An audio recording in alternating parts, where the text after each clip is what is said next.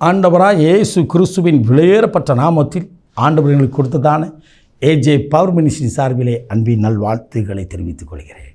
எனக்கு அருமையானவர்களை, அன்பின் வார்த்தைகள் நிகழ்வை இந்த சமூக வலைத்தளை மூலமாய், இணையதளத்தின் மூலமாய் ஒவ்வொரு நாளும் உங்களோடு கூட சந்திப்பதிலே மிகவும் சந்தோஷம். எனக்கு அருமையானவர்கள், உங்களுக்கு தெரிந்த நண்பர்கள், உறவினர்கள், பக்கத்தில் தெரிந்தவர்களுக்கு இந்த அன்பின் வார்த்தை நிகழ்வுகளை சொல்லுங்கள், அதை காணும்படியாக செய்யுங்கள். கர்த்தருடைய வார்த்தை உலகெங்கிலும் கடந்து போகட்டும். கர்த்தர் மகிமைப்படுவாராக. ஹல்லேலூயா. போகட்டும். இன்றைக்கு கர்த்தர் கொடுத்த வார்த்தையை நாம் தியானிக்கப் போகிறோம்.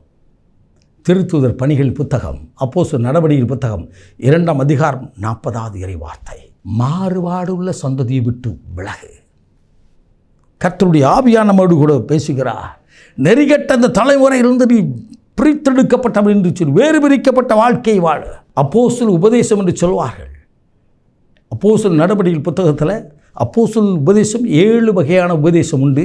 அதில் 4வது உபதேசம்தான் மாறுபட்ட சந்ததியை விட்டு விலகி இருக்க வேண்டும். மாறுபட்ட சந்ததியை விட்டு.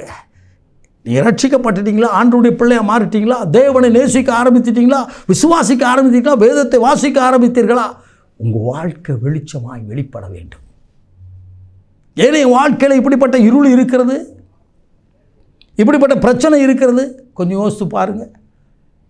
உங்களை ஆராய்ந்து பாருங்கள், என்னை ஆராய்ந்து பாருங்கள். நான் பார்க்கும்பொழுது தான் எனக்கு தெரியும். கண்ணாடிக்கு முன்னாடி நிற்கும்போது தான் நான் எப்படிப்பட்டவன் எனக்கு தெரியும். ஆண்டவருக்கு முன்னால் நின்று பாருங்கள். எனக்கு அருமையானவர்கள், மாறுபட்ட சந்ததியை விட்டு நீ ரட்சிக்கப்பட்டு விட்டாய் என்று சொன்னால், ஆண்டவர் விடுதலை கொடுத்து எடுத்து விட்டார் என்று சொன்னால், அந்த உலகான சீற்றில் தூக்கி விட்டான்னு சொன்னால், ஆவிக்குரிய சகோதர சகோதரியோடு நம்முடைய ஐக்கியம் இருக்க வேண்டும். பவுல் சொன்னார், என்னுடைய ஐக்கியம் பிதாவோடும் பரிசுத்த ஆவியோடும் குமாரனோடும் இருக்கிறது. நம்முடைய ஐக்கியம் அப்படி இருக்க வேண்டும். வேதம் சொல்லியிருந்த அப்போஸ்தலர் கூடி ஜெபித்தார்கள், அழைக்கப்பட்ட ஜனங்கள். நீங்களும் நானும் அப்படிப்பட்ட ஐக்கியத்தில் இருக்கும் பொழுது நம்முடைய வாழ்க்கையிலே ஆசீர்வாதம் உண்டாயிருக்கும். உலகத்தின் ஒத்தவேசம் தெரியாதபடி ஆவிக்குரிய பிள்ளைகளோடு ஐக்கியம் வைத்து தேவனை நேசிக்கும் பொழுது ஆவிக்குரிய செயல்பாடுகள் நமக்குள்ளாய் வெளிப்படும். நம்முடைய வாழ்க்கை வீட்டிலே ரட்சிப்பின் சத்தம் உண்டாயிருக்கும். வேதம் சொல்லி நீதிமானின் கூடாரத்தில் ரட்சிப்பின் சத்தம் உண்டு. அப்போந்தான் உங்கள் வீட்டில் உள்ள டிவி கூட ஆண்டவருடைய நாமத்தை சொல்கிற மாதிரி ஆண்டவருடைய வார்த்தையோ ஆண்டவருடைய பாடலையோ பாடிக்கொண்டு இருக்கும்.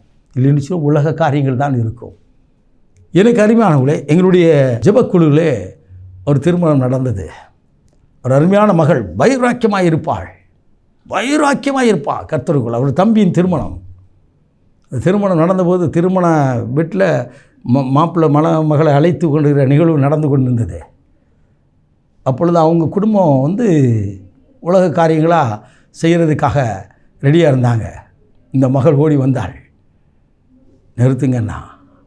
நிறுத்தி விட்டு தன்னுடைய தம்பியின் திருமணம் உள்ளே போய் ஒரு பரிசுத்த விபிலியத்தை வேதாகமத்தை எடுத்து பொண்ணு கையில் கொடுத்து உள்ளே ஜெபம்னு சொல்லி சொன்னான். அங்கே கூடியிருந்த ஜனங்களெல்லாம் அப்படி அசந்து போய் பார்த்தார்கள். கூட வந்தது மாத்திரமல்ல, வந்த உடனே மணமகன் இல்லத்திற்கு வந்தோன்னு ஒரு சின்ன ஜெபம் பண்ணாங்க. ஹல்லேலூயா. இன்றைக்கு சகல ஆசீர்வாதமும் பெற்று அவர்கள் சுகித்திருப்பதை நான் காண்கிறேன். அருமையான அந்த மணமகன் இன்றைக்கு வெளிநாட்டிலே இருக்கிறான். அவனுக்கு அருமையான ஒரு குழந்தை கொடுத்திருக்கிறார். சகல ஆசீர்வாதத்தாலும் கர்த்தர் நிரப்பப்படுகிறார். மாறுபட்டு உள்ள சந்ததியை விட்டு நாம் விலகி இருக்கும்போது தான் நம்முடைய வாழ்க்கையிலே ஆசீர்வாதம். இன்றைக்கு தீர்மானியுங்கள். எதிலே நான் தவறி இருக்கிறேன், எதிலே நான் தவறு இழைத்திருக்கிறேன். ஆண்டவருக்கு விரோதமாய், மனுஷனுக்கு விரோதமாய் அல்ல.